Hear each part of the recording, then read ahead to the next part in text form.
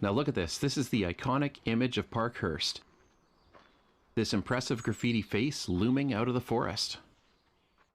Hi fellow travelers, today we're just north of Whistler, British Columbia, and we're going to be hiking to the abandoned Parkhurst ghost town.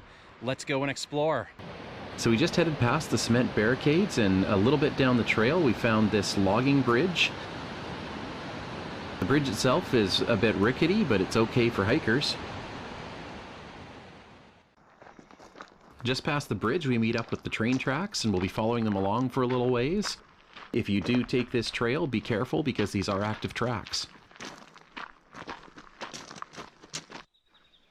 A little further along we'll cut back into the forest, but we can see that we're on the right path because these trails have been marked for recreational use. The story of the Parkhurst ghost town began when the Barr Brothers Logging Company ran out of timber at its original location in Mission, British Columbia.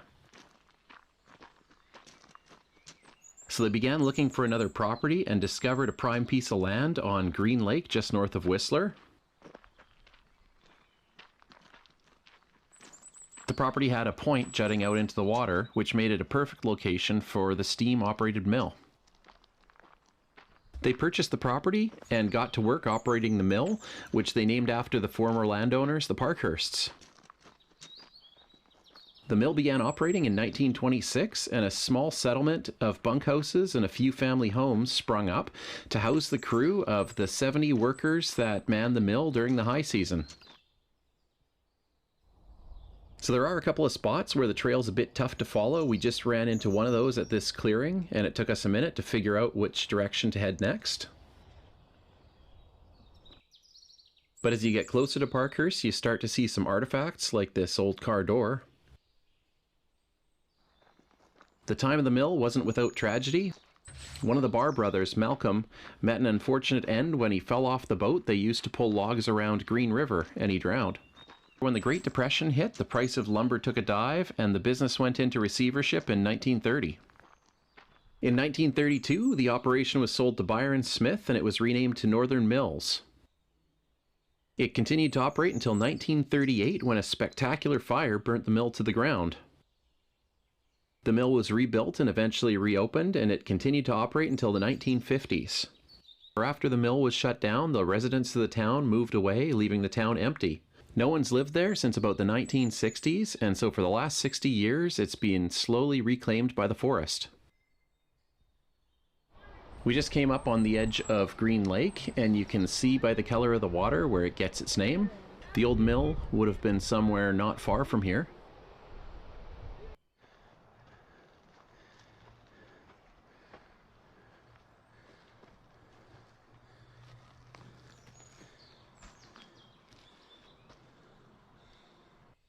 So just off the trail, this hill seems to be a dumping ground for old cans, like this Rogers sugar can.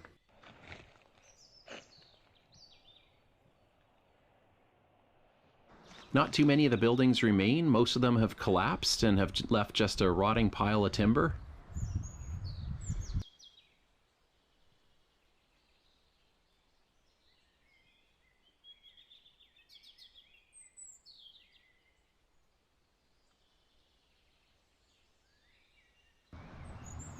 There's a couple abandoned cars scattered about, and even these have been targets for graffiti.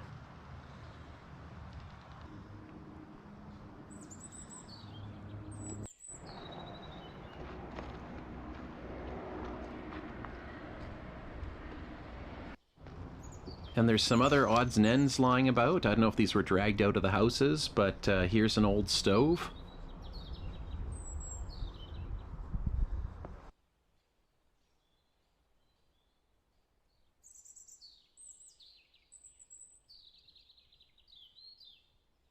And up here is the one remaining building left standing in Parkhurst.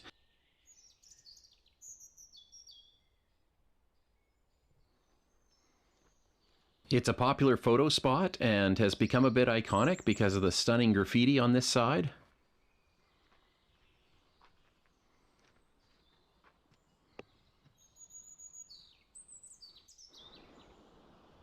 Actually, all the surfaces are covered in graffiti, both inside and out.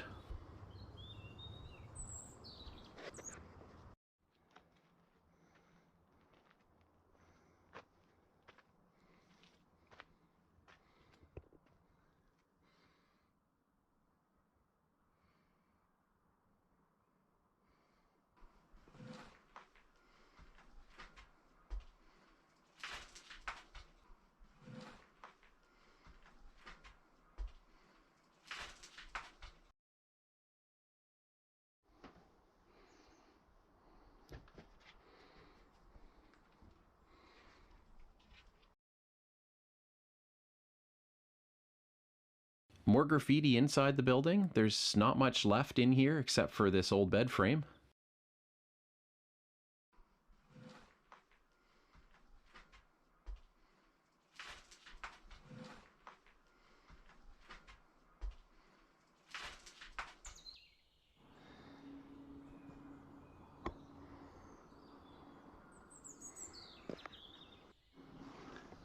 And just in behind is one other less iconic building, the old outhouse.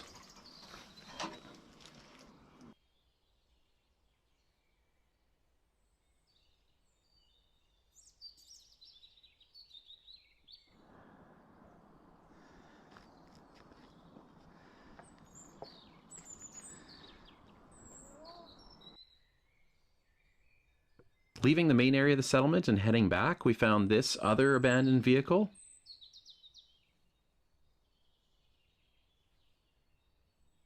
Apparently this Chevette was once white and had red leather seats. I read online that it was left behind by some squatters who took over the site of Parkhurst in the 1970s.